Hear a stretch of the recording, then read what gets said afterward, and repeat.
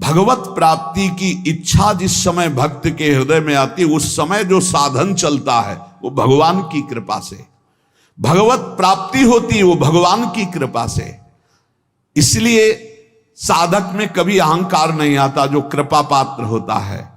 जैसे भगवान ने कृपा की, गुरु की शरण करवाई, तो भगवान कह रहे तद्विद्य प्रणिपातेन परिप्रश्नेन सेवया उपदेक्षन्ति ते ज्ञानम ज्ञानिनस तत्वदर्शिना। अपने गुरुदेव के समीप जाओ, साष्टांग दंडवत करो, भली भांति सेवा करो, सेवक की भांति होकर निष्कपट भाव से फिर प्रश्न करो, तब वो तुम्हें जो ज्ञान देंगे तुम्हारे हृदय में वो तत्व ज्ञान प्रकाशित हो जाएगा।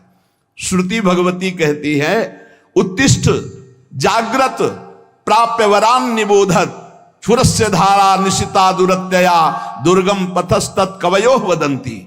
श्रुति वेद कहते हैं उठो ऐ जीव, जागो और महान पुरुषों की खोज करो और महापुरुषों के समीप जाकर उनके चरणों की वंदना सेवा करके उनसे ज्ञान प्राप्त करो।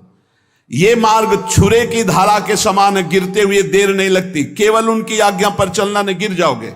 छुरे की धारा बहुत पतला मार्ग, छुरस्य धारा निशिता दुरत्यया दुर्गम पथस्तत् कवयो वदंती। ये छुरे की धार के समान ये ज्ञान का मार्ग भगवत मार्ग है।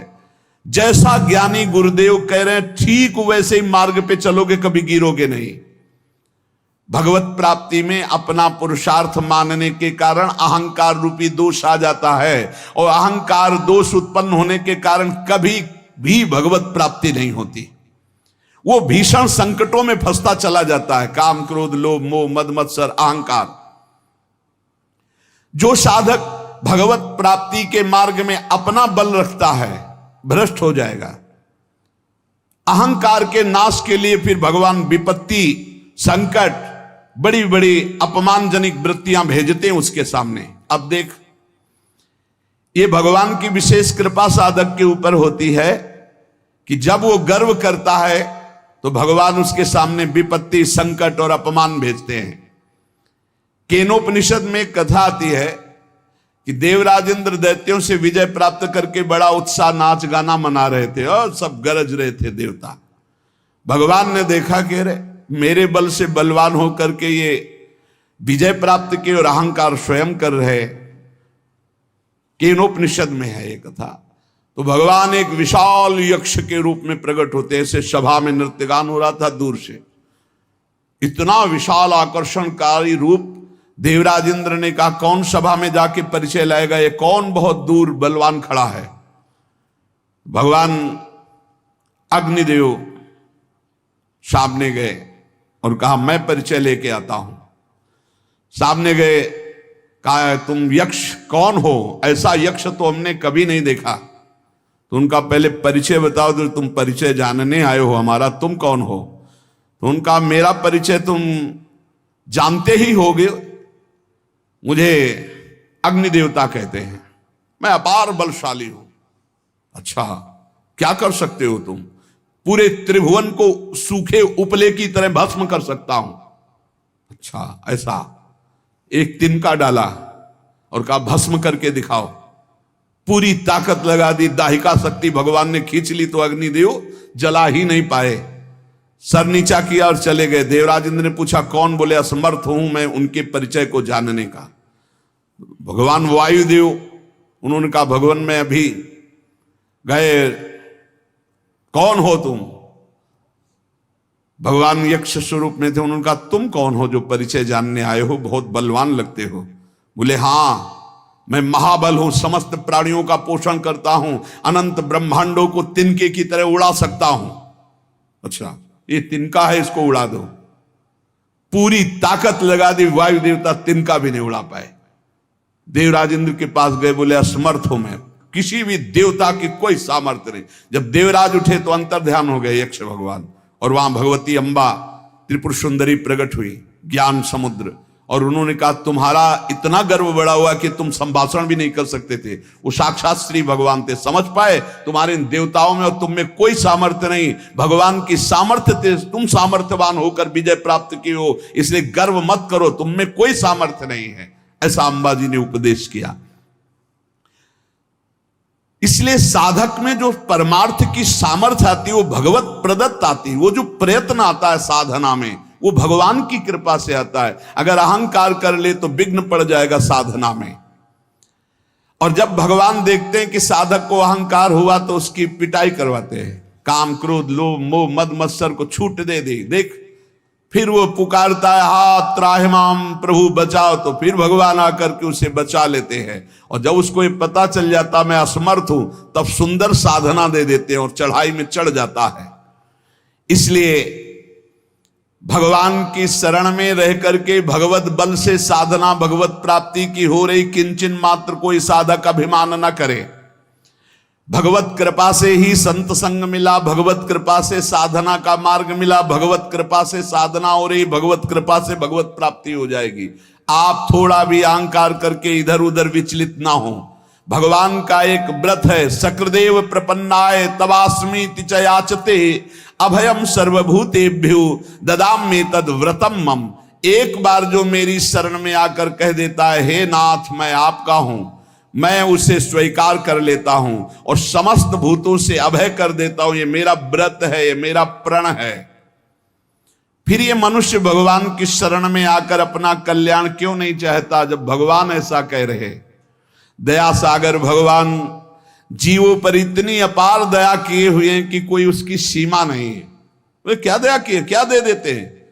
घंटों के ऑक्सीजन का पैसा लगाओ, देखो जब अस्पताल में ऑक्सीजन लगता है ना फिर घंटों का पैसा लगता है। यहां पूरा जीवन हो जा रहा है ऑक्सीजन लेते, कितनी फीस दे रहे हो भगवान को। आकाश वायु जल पृथ्वी, कितनी भगवान की अहेतुकी कृपा हम पर, दया ही दया है। भगवान ने तो सब कुछ किया, तुम्हें बना दिया, तुम्हारे शरीर को बनाया, सब तुम भगवान के लिए क्या कर रहे हो। भगवान असीम कृपा सब पर किए हैं। दया सागर का यदि हम ये कहें कि भगवान बड़े कृपालु बड़े दया सागर हैं तो हम आपको सही कह रहे हैं। उनकी महिमा के आगे निंदा करने के जैसे समान है, क्योंकि सागर की तो सीमा है, भगवान की दया की तो असीम है, असीम कृपा है। भगवान की दया की कोई सीमा नहीं। अच्छे अच्छे बड़े बड़े महाभागवत हुए, कोई भगवान की सीमा को नहीं पार पा पाया। आप कल्पना नहीं कर सकते भगवान की दया से क्या हो सकता है। कोई ऐसा उदाहरण नहीं है कि भगवान की हम दया को समझा सके। बस इतना उदाहरण देते हैं कि जैसे मां है, असंख्य जीव हैं और सब मां से ही पैदा हुए हैं अपनी अपनी। अगर असंख्य माताओं का प्यार मिलाया जाए तो जो अपने पुत्र के दया स्नेह में मां बावरी बनी रहती है एक वात्सल्य से, ऐसी अनंत माताओं का वात्सल्य जोड़ा जाए तो हमारे वात्सल्य समुद्र भगवान के एक बूंद के बराबर भी नहीं। ऐसे कृपा समुद्र भगवान है। ऐसी हालत में हम भगवान की दया की बात कैसे तुम्हें बतावें। मां अपने बच्चे के लिए जो कुछ करती है उसमें बहुत प्यार होता है, उसमें दुलार भरा होता है। आप इतना समझ लो, बच्चा शरारती है और दोष के कार्य करता है तो माता ही जो बहुत दूध पिला करके पुष्ट किया है वो थप्पड़ भी जमाती है, वो डांट भी लगाती है। ऐसा ही कुछ भगवान भी करते हैं। जब तुम मनमानी आचरण करते हो, धर्म विरुद्ध आचरण करते हो, तो वही दया समुद्र भगवान दया करके फिर विपरीत परिस्थितियां देते हैं। वो रोता है, लेकिन देखो एक बात यहां ध्यान रखना है, जब बच्चे को मां मारती तो बच्चा दूसरी तरफ नहीं भागता, मां की तरफ ही भागता है। ये खास बात है। मां मार रही तो भी वो गोदी में उसी की चढ़ना चाहेगा, यही खास बात है। बच्चा किसी और का आश्रय नहीं ले सकता। ऐसे ही सकृदेव प्रपन्नाय तवास्मीति च याचते। कैसी भी परिस्थिति दुख की हो, भक्त को भगवान को ही पुकारना चाहिए। परिस्थिति तभी आती है जब अहंकार कोई न कोई, किसी तरह का अहंकार, तभी विपरीत परिस्थिति आती है। अगर कोई उससे कहे कि देखा ना मामा कहता था, पीटा ना तेरी मां ने, अब तू कहां जाएगा, तो मामा ही कहेगा और मां की तरफ ही भागेगा। ऐसे ही हमें हरि हरि पुकारना है, हरि की तरफ ही चलना चाहिए जितनी विपत्ति आ जाए। इस बात पर बहुत ध्यान देना चाहिए। और जब वो मां पीट लेती है और बच्चा दौड़कर मां की तरफ जाता है तो हृदय से लगाती, आंसू पोंछती, कहती बहुत आज पीटा ना, देखो तू क्यों उपद्रव करता, मैं नहीं चाहती तुझे पीटना पर तू उपद्रव करता, मुझे पीटना पड़ता। ऐसे हरि फिर दुलार करते हैं, ऐसे हरि आंसू पोंछते हैं किसी न किसी रूप में आकर के। भगवान स्वयं साधक को अध्यात्म की ऊंचाई पर चढ़ाने के लिए छोड़ देते हैं। चलो, जैसे अपने छोटे से बच्चे को जब मां चलना सिखाती है, पहले पकड़ के फिर छोड़ देती है, चलो, लड़खड़ाता है तो पकड़ लेती, पर वो चढ़ाती है। बच्चे को चलना भी वही सिखाती है और मालिश भी वही तेल की करती है, पैरों को पुष्ट भी वही कर, पूरा का पूरा कार्य भगवान कर रहे हैं। पकड़ के सत्संग में लाना, सिखाना, चलाना, अध्यात्म की ऊंचाई तक सब कुछ भगवान कह रहे हैं। जैसे वो मां बच्चे को ऐसे चलाती है, ऐसे श्री भगवान चला रहे हैं। मां का प्यार बच्चा भूल सकता है, लेकिन मां का प्यार सदैव बच्चे के प्रति बढ़ता जाता है। मां स्वार्थी भी हो सकती है क्योंकि माया जनित उसका प्यार है। भगवान का मायातीत प्यार है, वो हर स्थिति में बढ़ता रहता है। इसलिए इस रहस्य को जानने वाला पुरुष भगवान की दया और करुणा पर विश्वास करके अन्य आश्रय कभी नहीं लेता। एक वचन आता है कि राम सिंधु घन सज्जन धीरा, चंदन तरु हरि संत समीरा, मोरे मन प्रभु अस विश्वासा, राम ते अधिक राम कर दासा। भगवान समुद्र हैं तो संत मेघ हैं, भगवान चंदन है तो संत पवन है, वायु है। इसलिए मेरे मन में ऐसा विश्वास आता है कि भगवान से बढ़कर भगवान के भक्त जन हैं। समुद्र जल से परिपूर्ण है, परंतु वो जल किसी काम में नहीं आता, ना कोई उसे पीता है, ना वो खेती सींचने के काम में आता है। लेकिन जब बादल बनकर के बरसता है तो मोर, पपीहा, खेती, पूरे जगत को आनंद की लहर बरसाता है। इसी प्रकार परमात्मा सच्चिदानंद घन समुद्र है, लेकिन संत जन बादल बनकर के उसी समुद्र से, उसी आनंद से आनंद लेकर बरसाते हैं। तभी सबके हृदय में क्षमता, शांति, प्रेम, जितेंद्रियता, बुद्धिमत्ता ये सब बढ़ने लगती है। साधक रूपी मोर, पपीहा ये सब आनंदित हो उठते हैं जब संत रूपी मेघ गरजते और बरसते हैं। उनकी गर्जना, उनकी वर्षा आनंद सिंधु भगवान की वर्षा है। आनंद सिंधु समुद्र से आनंद लेकर वर्षा करना है। जैसे चंदन में सुगंध होती है, परंतु वायु स्पर्श न करे तो बगल के वृक्ष तक नहीं पहुंच सकती, और वायु स्पर्श करती तो दूर दूर के नीम बबूल भी चंदन की तरह सुगंधित हो जाते हैं। ऐसे ही संत जन, भक्त जन, भगवान है चंदन और ये है वायु। ये दूर दूर तक नीम बबूल जैसे स्वभाव वाले दुष्ट जन भी संत वाणी के द्वारा अपने जीवन का परिवर्तन करके महात्मा बन गए, संत बन गए। हिंसक, चोर, बेविचारी ये उनकी वाणी के प्रभाव से भगवदानंद का अनुभव करने वाले ब्रह्म ऋषि महात्मा बन गए। संतों की भगवान से ज्यादा बड़ी कृपा होती है। संतों में कभी द्वेष नहीं होता। उनका हृदय ऐसा होता है कि दूसरे को जरा भी दुख के समीप जाते हुए देखकर उनका हृदय कांप उठता है। हे क्यों जा, अच्छा उसको लग रहा है मैं बहुत अच्छे मार्ग में जा रहा हूं, उनको लग रहा है दुख में फंसने जा रहा है। इसलिए संतों की बात कभी कभी कड़वी लगती है। नारद सिख जे सुने नर नारी, और अवश्य भवंतज होए भिखारी। देखो, मां चाहेगी बेटा खाए पिए खूब सोए, पिता चाहेगा इतना वैभव एकत्रित कर दूं किसी का कभी कोई जरूरत, और गुरु चाहेगा कि किसी काम का न रह जाए, न इसे नींद आवे, न इसका पेट भरे, न इसके पास धन का बल हो, न इसके पास जन का बल हो। एक बल हो महाबल, केवल भगवान का। बहुत अंतर है, बहुत अंतर है संसार के और गुरुदेव के प्यार में, बहुत अंतर है। वो संसार के हर कट करके एकमात्र भगवान का सहारा, और संसारी जन हर कट करके भगवान के मार्ग से केवल संसार का सहारा। जमीन है, रुपया है, बैंक बैलेंस है, रिश्तेदार है, नातेदार है, खूब मौत से खाएगा, मौत से खाएगा नहीं, काल खाएगा। काल जैसी तरिवंश प्रपंच बंच सवे काल ब्याल को खायो, या जे जान श्याम श्यामा पद कमल संग शिरनायो। भगवान की दया में साधक में कायरता नहीं आ जाती, ध्यान रखना। अब सब भगवान की दया से हो जाएगा ऐसा नहीं, वो कायर नहीं होता, वो बहुत ही कार्य प्रवीण होता है। जो गुरुजनों ने सेवा, जो भजन, जो उसमें लगा है, पर भरोसा भगवान की कृपा का है कि भगवान की कृपा से नाम जप हो रहा है, भगवान की कृपा से वृंदावन वास हो रहा, भगवत कृपा से संत समागम, भगवत कृपा से हमसे साधन भजन बन रहा है। कितनी भी बुराई क्यों न हो संत महापुरुष की, वो उसका कल्याण ही चाहेंगे। ये संतों का, कितनी भी बुराई क्यों न कर लो, तुम ही कर लो, वो कभी बदला लेने की इच्छा नहीं कर सकते। आप उनका अपमान भी कर दो, वो तुम्हारा हित ही करेंगे। वो तुम्हें दुर्गुण दुराचार से, माया से हटा करके भगवान में ही तन्मय करेंगे, तभी। ये ड्यूटी है। हरई शिष्य धन शोक न हरई, सो गुरु घोर नरक मा पर। तुम तो जहां जाओगे जाओगे, तुम्हारी जिम्मेवारी हुई, उनको भी जाना पड़ेगा। हरई शिष्य धन शोक न हरई, सो गुरु घोर नरक मा पर। गुरु शिष्य अंध बधिर कर लेखा, एक न सुनई एक ने। गुरु देख नहीं रहे कैसे चल रहा, और शिष्य सुन नहीं रहे कि गुरु कह क्या रहे। भगवान और भगवान की संत करुणा के भंडार है।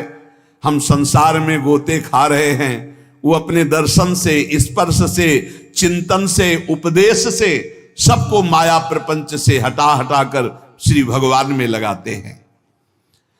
लोगों को पवित्र करने वाले जहां प्रकट होते हैं संत जन, वो भूमि पावन होती है, वो कुल पावन होता है, वो देश पावन होता है। जिसका चित्त अपार संबित सुख सागर परब्रह्म में लगा है, वो जहां बैठता है वहां पावनता का प्रचार प्रसार होता है। युधिष्ठिर जी महाराज विदुर जी से कहते हैं कि भवद्विधा भागवतास तीर्थ भूता स्वयं विभु, तीर्थी कुर्वन्ति तीर्थानि स्वांतास्थेन गदाभृत। हे स्वामिन, हे विदुर जी, आप सरीखे भगवत भक्त महात्मा जो निरंतर भगवान के चिंतन में डूबे हैं, तीर्थ रूप होते हैं। पापियों के द्वारा स्पर्श करने से तीर्थ भी मलिन हो जाते हैं, और आप जैसे भगवत स्मरण करने वाले महात्मा जब तीर्थों में अवगाहन करते हैं तो तीर्थ निष्पाप हो जाते हैं। तीर्थी कुर्वन्ति तीर्थानि स्वांतास्थेन गदाभृता। तो ऐसे संतों का, ऐसे दयालु भगवत भक्तों का संग मिल जाए तो उनको गाली भी दे, उनका अहित भी करे, तो भी वो उसका कल्याण करके ही छोड़ेंगे। जैसे किसी का ऑपरेशन करना हो, अब हाथ पैर बांध दिए जाओ, खूब गाली दे तो डॉक्टर उससे थोड़ी परेशान होता है। अब वो तो चीरा लगा के छोड़ेगा, तुम चाहे गाली दो चाहे जितना चिल्को। ऐसे ही ममता मोह आसक्ति के फोड़ा हैं, इनका ऑपरेशन होना है। बहुत चीख मचती है, बहुत चीख मचती है। कितने तो मैं बंधन तोड़ा करके ऑपरेशन थिएटर से भाग जाते हैं, और अगर चैन से आप उनकी आज्ञा का पालन करो तो फोड़ा बैठ भी जाएगा, ऑपरेशन की जरूरत नहीं पड़ेगी। बड़े कृपालु हैं। लेकिन अगर आप उनकी आज्ञा का पालन नहीं करोगे, फोड़ा बढ़ जाएगा, फिर ऑपरेशन होगा। ये दुष्ट स्वभाव वाले जो लोग होते हैं, ये कुल्हाड़ी की तरह होते हैं, और जो संतजन होते हैं चंदन की तरह। तो कुल्हाड़ी काटती है तो कुल्हाड़ी को भी सुंदर वो सुगंध देते हैं। चंदन में जब कुल्हाड़ी, तो उसको भी शीतलता और सुगंध देते हैं। लेकिन वो चंदन कटने के बाद भी देवताओं के सिर पर चढ़ता है, और कुल्हाड़ को आग में रख के उसका मुंह घन से कुचला जाता है। अगर दुष्ट लोग दुष्टता करते तो संत जन अपना स्वभाव उन्हें प्रदान करते। तुम्हारा मंगल हो, तुम्हारे ऊपर भगवान की कृपा बरसे, तुम्हारी बुद्धि शुद्ध हो। संत सुरसरी के समान, गंगा जी के सुरतरु काम कल्प वृक्ष के समान हैं। अगर हम संतों का सेवन करें तो हमारी असत वासनाएं नष्ट होकर भगवान की प्राप्ति निश्चित करा दे। श्रद्धा प्रेम करने वालों का कल्याण होते देखा है, तो मुझे आपकी इस बात पर विश्वास नहीं हो रहा है कि संत समान भाव के होते हैं। जो संतों पर श्रद्धा और विश्वास करता है उसी का कल्याण होता है। और आप कहते हैं संत समान भाव से सबका कल्याण करते हैं। मुझे इस बात पर दोष दिखाई दे रहा है। प्रश्नकर्ता तो यहां उत्तर दे रहे हैं कि श्रद्धा और प्रेम की कमी के कारण यद्यपि संतों की सब पर बराबर कृपा होती है, पर जिसके श्रद्धा और विश्वास की कमी होती है तो वो दोष ही देख पाता है, संतों पर गुण दर्शन नहीं कर पाता। जैसे सूर्य बिना किसी पक्षपात के सबको समान प्रकाश देते हैं, पर दर्पण में प्रतिबिंब पड़ता है और सूर्यकांत शीशा में भी सूर्य का प्रकाश पड़ता है, तो दोनों में अंतर है। दर्पण में केवल एक चमक भर आएगी और सूर्यकांता शीशा में आग पैदा हो जाएगी। उसके ऊपर आप कागज कुछ रखो, आग पैदा कर देगा। ऐसे ही कोई इसमें सूर्य का दोष नहीं कि उस दर्पण में कम प्रकाश दे रहे हैं, उसमें ज्यादा दे रहे हैं।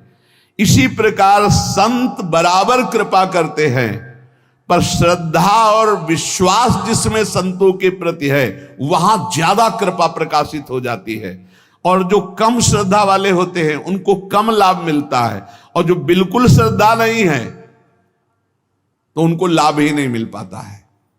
संतों के पास उनको फिर जब श्रद्धा ही नहीं तो लाभ नहीं मिल पाता। जैसे दर्पण का उदाहरण दिया, शीशा का, एक शीशा केवल थोड़ा तेज पलटकर दूसरे के तेज पड़ेगा, और एक शीशा पलटकर आग पैदा कर देगा, सूर्यकांत शीशा।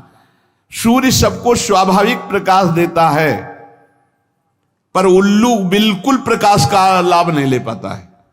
तीन बातें कही, जैसे दर्पण और सूर्यकांत शीशा और ऐसे समान भूमि, वो पलटकर समान भूमि थोड़ी प्रकाश दे सकती है। ऐसे ये उल्लू प्रकृति के जो दुष्ट स्वभाव के लोग होते हैं, ये संत रूपी सूर्य का लाभ नहीं ले पाते। श्रद्धा और विश्वास जितना प्रबल है कि गुरु साक्षात परब्रह्म, काम हो गया, हम तो हर समय परब्रह्म को देख रहे हैं, परब्रह्म का भाषण सुन रहे हैं, परब्रह्म के समीप है, परब्रह्म की कृपा दृष्टि, मेरे कल्याण में क्या फर्क, उसके कल्याण में कोई फर्क नहीं। ये वैसे साधु तो नहीं है जिससे कल्याण हो जाता है, बिल्कुल वैसे ही अनुभव होगा। ये यथा माम प्रपद्यन्ते तास तथैव भजाम्यहम्। उल्लू के लिए चाहे जितना सूर्य प्रकाश हो उसको कुछ नहीं सुख मिलना, उसको अंधकार में सुख मिलता है। ऐसे ही चंद्रमा सर्वत्र बिखरी हुई चांदनी को सुख प्रदान करने के लिए, लेकिन चोर को बुरा लगता है चांदनी, इसमें चंद्रमा का दोष क्या है? ऐसे ही संत महापुरुष परोपकार के लिए, पर जो नीच प्रकृति वाले, चोर प्रकृति वाले, उल्लू प्रकृति वाले हैं, वो संतों से द्वेष करते हैं, उनको गाली देते हैं, उनकी निंदा करते हैं, और इसका फल होता है कि वो दुर्गति को प्राप्त होते हैं। यदि कहा जाए ऐसे दयालु पुरुष प्रत्यक्ष जो भगवत प्राप्त महात्मा है, तो उनकी बुद्धि क्यों शुद्ध नहीं हो गई? दुष्ट है तो उनकी बुद्धि क्यों शुद्ध नहीं हो गई? इसका उत्तर है कि संतों का गुण, प्रभाव और तत्व बिना श्रद्धा के नहीं आप लाभ ले सकते। श्रद्धावान लभते ज्ञानम। जितनी जोर की श्रद्धा संत पर, जितनी जोर की समर्पण वृत्ति, उतना ही लाभ। जब श्रद्धा होती ना तो हम अपनी तरफ जब देखते तो लगता है आह निहाल हो गए, आज हमको देखा, आज हमारी तरफ मुस्कुराए, आज हमसे बात किया, अरे आज तो हमारे ऊपर सर पे हाथ रख दिया, अरे हम तो निहाल हो गए। श्रद्धा विश्वास नहीं है तो दुर्योधन को कोई फर्क नहीं पड़ रहा, भगवान भी बात कर रहे हैं। कभी कभी संतों के कुछ आचरण ऐसे होते हैं जिनको हम ना जानने के कारण दोष दर्शन कर लेते हैं। एक कुत्ता एक माट रखा था, उसमें कुछ खाने का था, चीनी आदि, तो ऐसे मुंह डाला। अब मुंह तो चला गया, लेकिन जब ऐसे किया तो निकला नहीं, तो भरभरा करके उसने ऐसे दीवार में ठोका, तो आधा तो टूट गया, आधा ऐसे ऊपर का हिस्सा। अब एक संत ने देखा, अरे तो कुत्ता बहुत परेशान है, लाठी उठा के, अब वो कुत्ता भागा कि इससे तो मटकी से तो बच सकते, लेकिन लाठी से नहीं बच सकते। संत पीछा के कुत्ता भागता जा रहा है,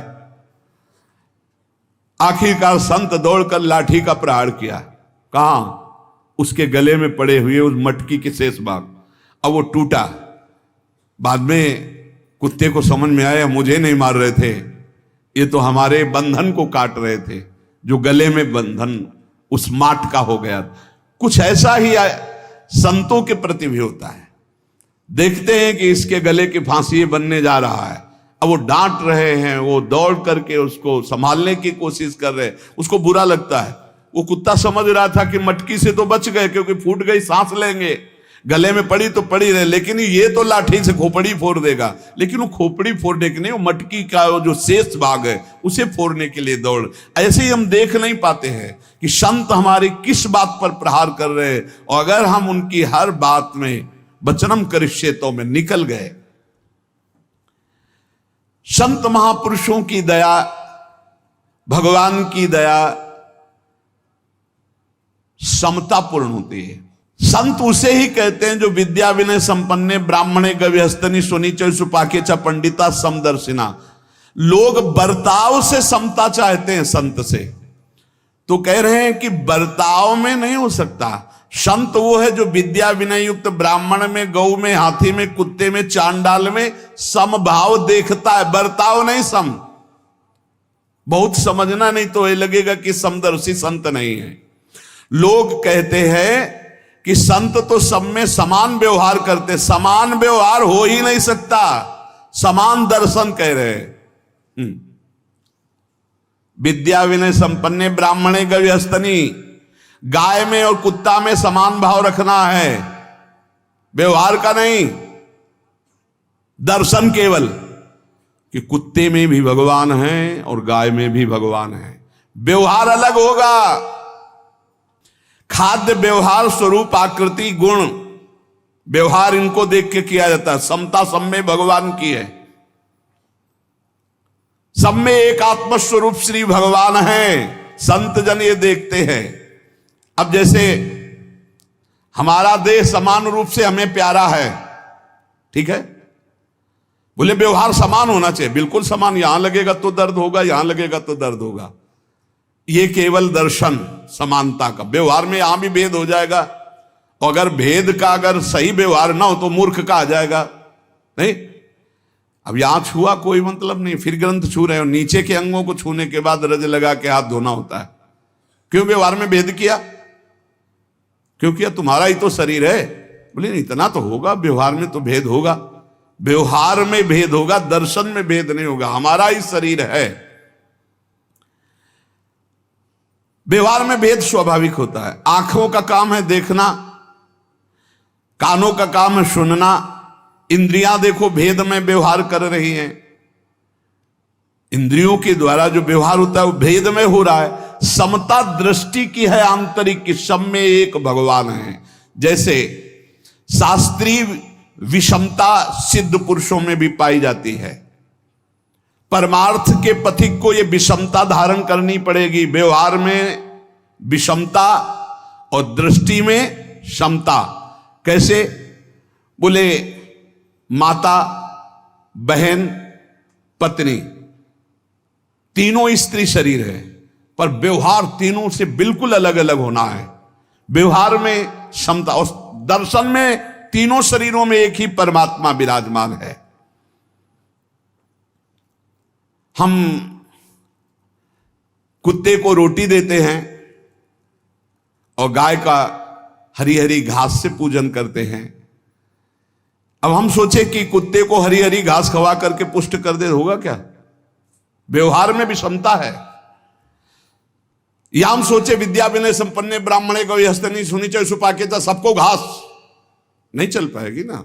विद्या विनय ब्राह्मण जो ब्राह्मण है उसको कचौड़ी पूड़ी खवा करके, गाय को हरी हरी घास खवा के, कुत्ते को रोटी खवा दी, हाथी के लिए और बड़ा चारा डालना पड़ेगा। व्यवहार में नहीं, दृष्टि में क्षमता। ऐसे ही महान जो संत भगवत प्राप्त हैं उनके व्यवहार में भी क्षमता होगी और दृष्टि में क्षमता होगी। उनसे जो बैर करेगा दिखाई देगा वैसा। उनके हृदय में बैर नहीं है, लेकिन वो बैर करता है इसलिए उसकी दृष्टि में दिखाई देगा। जो उनसे मित्रता करते हैं वो उनकी दृष्टि से, उनकी दृष्टि में दोनों समान है, पर व्यवहार में जब आएगा तो जो दैन्य होकर प्रणाम नमस्कार करके आर्त भाव उससे मुस्कुरा के बात करेंगे, और जो कटु और क्रूर स्वभाव वाले हैं उनसे उदासीन होकर बात करेंगे, अंतर में उनके कोई भी द्वेष नहीं है, वो समता को प्राप्त महापुरुष हैं। अनुकूल पदार्थ आएगा मुस्कुरा के पाएंगे, प्रतिकूल आएगा हटा देंगे, ये व्यवहार है, समता एक दृष्टि है। इसलिए हम संत महात्माओं की आज्ञा का पालन करें, भगवान की कृपा से सत्संग मिलता है। हम अपने जीवन को सुधारने की चेष्टा करें, निरंतर नाम जप करें। शेष चर्चा आगे। श्री राधा वल्लभ लाल की जय।